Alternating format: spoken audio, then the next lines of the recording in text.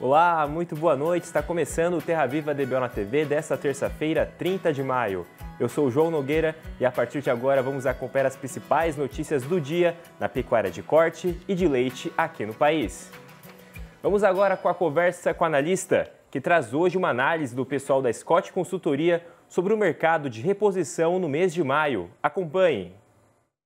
Olá, aqui é a Nicole Santos e eu sou analista de mercado da Scott Consultoria e hoje eu estou aqui para trazer um pouquinho de como foi o mercado de reposição durante o mês de maio nas praças paulistas. Bom, então maio começou com queda nas cotações durante a primeira quinzena e esse período também foi acompanhado pelo início da campanha de vacinação contra a febre aftosa, que começou no dia 1º de maio e vai até o dia 31. Já no início da segunda quinzena de maio, os preços tiveram leve movimentação de alta, exceto para o boi magro, que manteve sua cotação estável. E esse movimento, como a gente já esperava, ele não persistiu, foi um movimento aí no curtíssimo prazo, e na penúltima semana do mês, que foi a semana passada, a gente já viu os preços caindo aí mais uma vez. E a tendência, então, ela tem sido de baixa para o curto a médio prazo. As quedas, então, no mercado de reposição, elas têm sido um reflexo das movimentações negativas que a gente tem visto no mercado do boi gordo, tanto que durante a semana passada a gente viu que o preço da arroba do boi gordo chegou a R$ 250 após 2 quedas consecutivas numa mesma semana. E o que desestimulou, também os compradores do mercado de reposição. Então, a gente caminha aí para o final do mês com os preços dos bovinos de reposição em queda e sem expectativas de que os preços vão voltar a se recuperar aí tão em breve. E quando a gente fala, então, sobre a relação de troca, eu trouxe aqui um panorama do Mato Grosso do Sul para a gente ter uma ideia de como que está a relação para o recriador e invernista no estado. Então, a relação de troca no Mato Grosso do Sul, ela está desfavorável, sendo que hoje é possível comprar 2,18 bezerros de desmama com a venda de um boi gordo de 19 arrobas, e há um mês atrás a gente podia comprar 2,38 bezerros de desmama com essa mesma referência. Já com relação ao gado mais zerado, atualmente está sendo possível comprar 1,32 boi magro com a venda de um boi gordo de 19 arrobas, e há um mês a gente podia comprar 1,46 boi magro. Isso mostra, então, que a relação de troca está desfavorável para o recriador e invernista no Mato Grosso do Sul. Bom, por hoje é isso. Eu espero vocês no próximo vídeo. Até mais! A Organização Mundial de Saúde Animal aprovou uma resolução que desobriga os países a notificarem os casos atípicos do chamado mal da vaca louca. Com a mudança, apenas os registros da forma considerada clássica da doença, que tem o nome oficial de encefalopatia espongiforme bovina, deverão ser informados à autoridade sanitária. Para o Ministério da Agricultura, a nova regra pode contribuir para a revisão de protocolos sanitários brasileiros com parceiros comerciais importantes, principalmente com a China, e evitar novos embargos para exportação da carne bovina brasileira. A doença é considerada atípica quando originada dentro do próprio organismo do bovino e de maneira espontânea e esporádica, e não relacionada à ingestão de alimentos contaminados. Foi o que aconteceu em fevereiro, quando um animal de idade avançada teve a doença de forma natural, sem nenhum risco para o rebanho. Com o caso, a China acabou suspendendo as compras do produto brasileiro. Em entrevista ao Band News nesta terça-feira, o diretor-presidente da Estância Bahia Leilões fez uma análise sobre a qualidade da carne brasileira. A carne brasileira, ela é a melhor do mundo, ela é a mais saborosa do mundo. Aqui nós não temos como aí muitos produtos utilizados, inclusive na América. Inclusive tem pessoas que usam alguns produtos, antibióticos, etc. Nós não usamos nada, o nosso boi é um boi natural. 80% dos animais nossos ficam o tempo deles no pasto, natural. É lógico que há hoje toda uma exigência de um mercado por uma carne mais macia, uma carne mais precoce. Aí nós temos que usar a tecnologia, temos que ser integrados com a agricultura, com o grão, com as proteínas e as energias. Mas a carne brasileira é extraordinária. Houve uma evolução fantástica na agricultura, na pecuária, na suinocultura, na avicultura. Esse país, eu convido, tem que andar para conhecer um pouco do Brasil. O Brasil é extraordinário e o nosso povo, apesar de ainda termos algumas lideranças muito difíceis de entender e compreender a força do nosso negócio, o grande negócio do Brasil é o agronegócio, é a solução, inclusive para dar tranquilidade e paz para o nosso país. Líderes do setor produtivo e parlamentares do Mato Grosso discutem maneiras de lidar com os desafios da pecuária no estado. O consultor técnico da Associação dos Criadores do Mato Grosso, a Acrimate, Amado de Oliveira, comenta o assunto. Nós estamos vivendo um momento em que a pecuária de corte no estado, nós saímos de um período chuvoso, entramos na período de seca, as pastagens estão perdendo aquela qualidade adequada e, com isso, o pecuarista está colocando o seu gado à disposição da indústria. Então, essa oferta acaba reduzindo o preço. Nós temos também um problema com o próprio ciclo da atividade da pecuária. Nós temos aumentado o abate de fêmeas. Com isso, nós reduzimos o preço da arroba do boi e por aí vai. Nós temos um problema no setor terciário da economia, da cadeia da carne, que é o fato de, se nós pegarmos o valor que o pecuarista recebeu de fevereiro de 2005 a fevereiro de 2023, nós tivemos um impacto no valor da arroba de 390%. Nesse mesmo período, os frigoríficos receberam aumentos na ordem de 434% e o comércio 711%. Ora, evidentemente que uma crise como o país vive, onde a massa salarial ela está reduzida, você tem, então, a substituição de proteínas por outras carnes, inclusive concorrendo com o ovo. Então, nesse sentido, nós estamos pedindo, sim, uma revisão do FETAB para as fêmeas que vão para o abate, em função de que ela tem menos peso nessa proporção do peso menor, a gente pretende que se reduza. Mas nós precisamos mais que isso, nós precisamos de reduzir o preço, o valor do ICMS para os animais que saem para abate em outros estados e criar mecanismo de aumentar o consumo na merenda escolar, nos presídios, não só no estado de Mato Grosso, mas no centro-oeste de todo o Brasil. Afinal, não é negócio para o país a gente deixar o pecuarista sem nenhuma capacidade de fazer inversões financeiras na propriedade e poder manter essa atividade que é importantíssima para a sociedade como fonte de proteína. Uma estratégia de produção que vem crescendo aqui no Brasil é a integração lavoura, pecuária, floresta. Quem fala mais sobre o assunto é o Lúcio Rodrigues Nunes, gerente de desenvolvimento de mercado da Microgel. Confira. Utilizando a adubação biológica, o balanço positivo, a gente chegar nesse balanço positivo é muito mais fácil. Você consegue diminuir a entrada de nitrogenado, por exemplo, em uma adubação, a eficiência de qualquer outro defensivo agrícola que tende a ser feito, tá? E ao final disso tudo, então, é o que a gente busca, que esse tão sonhado balanço positivo para a pecuária brasileira. Desde trazer as pastagens degradadas para pastagens que dão lucro mesmo, e para isso o produtor, o criador, ele precisa de ter um retorno maior para conseguir fazer isso. A integração lavoura-pecuária é uma ferramenta enorme. Você citou aí a produção de mogno. O mogno pode ser consorciado com o gado, por exemplo. Então, assim, você tem uma criação de gado semi-extensivo ali efetiva e a certo determinado tempo você tem a venda desse mogno. Então, você tem maior lucratividade, você tem dinheiro para reinvestir na sua atividade, tá? E ainda tem um crédito de carbono, uma possibilidade de crédito de carbono que, apesar de ser uma ideia terceira da cultura, É uma ideia que é possível. Depois do intervalo, tem uma entrevista ao vivo sobre um protocolo sanitário para plantéis de bovinos. O Terra Viva DBO na TV volta em 3 minutinhos, não saia daí. Pensando em reduzir perdas e definir um calendário sanitário assertivo para o rebanho, foi desenvolvido um protocolo sanitário para plantéis de bovinos. Quem fala mais sobre esse assunto é o gerente de serviços técnicos bovinos e equinos, Guilherme Moura. Boa noite, Guilherme. Seja bem-vindo ao Terra Viva DBO na TV.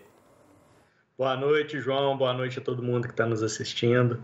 Muito bom passar um pouquinho aí, trocar um pouco de experiência nossa aí, da equipe que nós temos no campo, com o Brasil, né? E com a produção, né? A produção acho que toca o nosso país. Prazer é todo nosso de receber. Guilherme, para a gente começar a conversa, qual que é a importância de se estabelecer e seguir à risco um protocolo sanitário? Hoje, se a gente fala em produção, em pecuária, vamos falar, o amador está saindo de linha, está saindo do campo.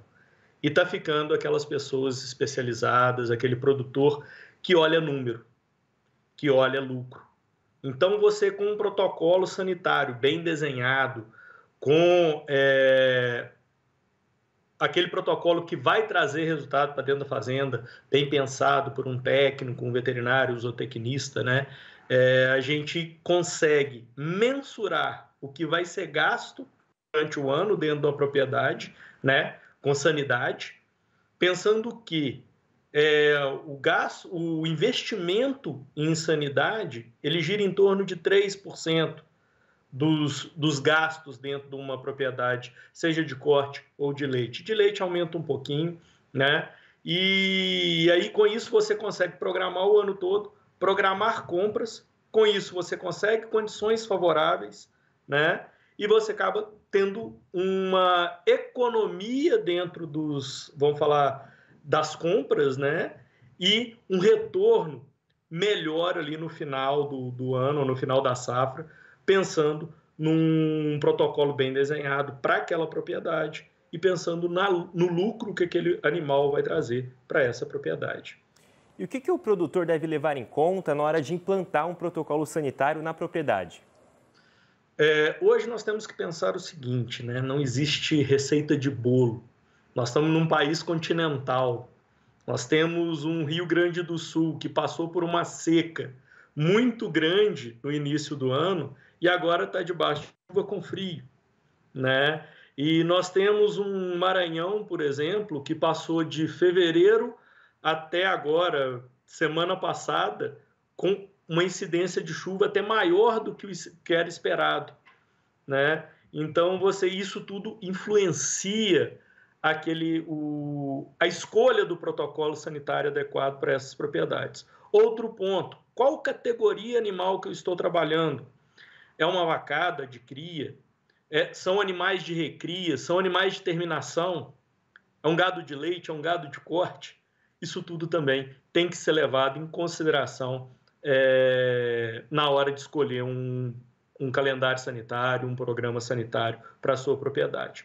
Outro ponto importante também é a infestação, o histórico de infestação dentro da sua propriedade e o que eu já usei e quais são esses resultados dentro da propriedade. Então, assim, uma boa escrituração, um bom planejamento vai trazer melhores resultados quando a gente fala em programas sanitários, em protocolos sanitários dentro da propriedade. Você mencionou que o Brasil é um país de dimensões continentais. Esses protocolos, eles mudam muito de um estado para o outro? Nós temos alguns protocolos que vão pegar a maior parte do Brasil, né? Vamos falar assim, protocolo base, né? Numa média infestação, onde não existem resistências comprovadas na epidemiologia local, né? Dos parasitos que estão ali no local. Mas nós temos grandes diferenças. Nordeste tem sua característica, região amazônica tem sua característica, Minas Gerais tem a sua característica, por exemplo. Rio Grande do Sul é totalmente diferente por N fatores do resto do Brasil, né? Então, acaba tendo uma diferença muito grande, sim. Se a gente pensar Centro-Oeste, Sudeste e parte do Nordeste, nós temos protocolos que são, vamos falar assim, bases, mas que existem pequenas variações. E agora, sem a obrigatoriedade da vacina da aftosa, né, que era um manejo, vamos falar que todo mundo aproveitava para fazer esses programas de vermifugação, de controle de carrapato, vermes e outros ectoparasitas, como mosca do chifre, mias e berne, né?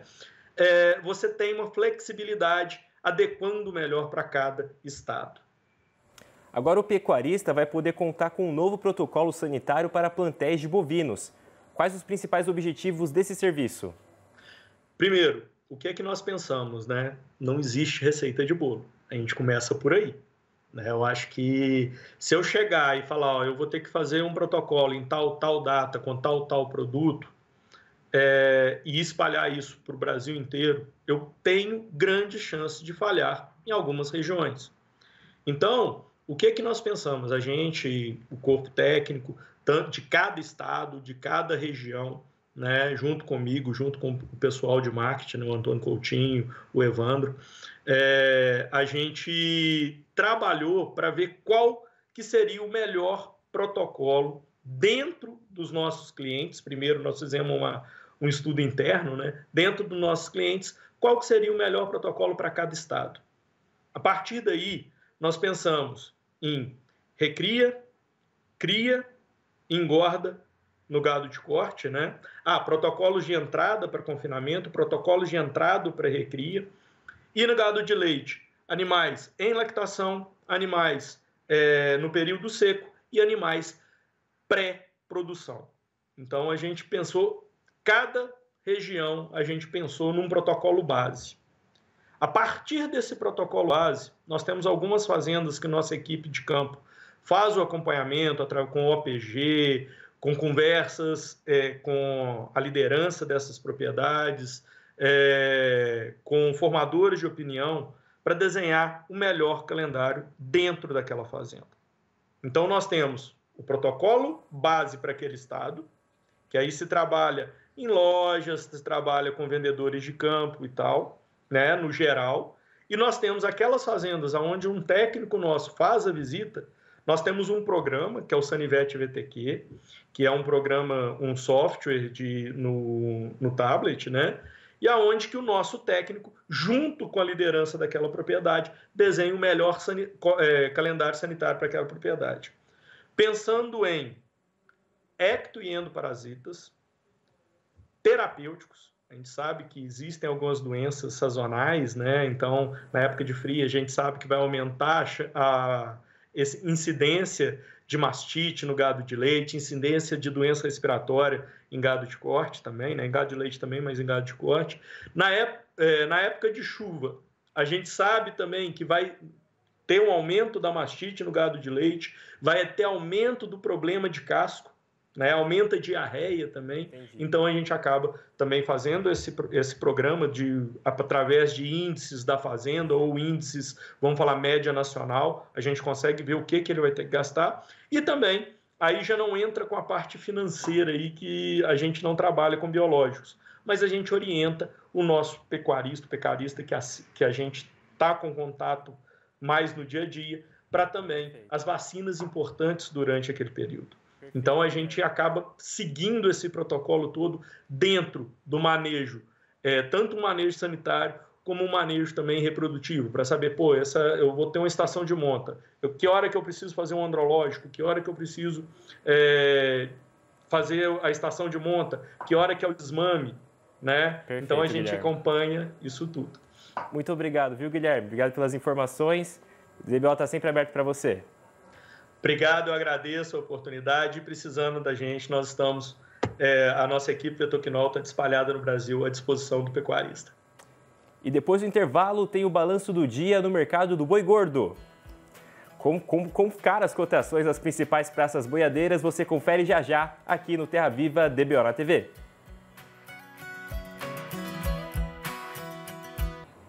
De volta com o Terra Viva DBO na TV e vamos ver como ficaram as cotações desta terça-feira no mercado do boi gordo.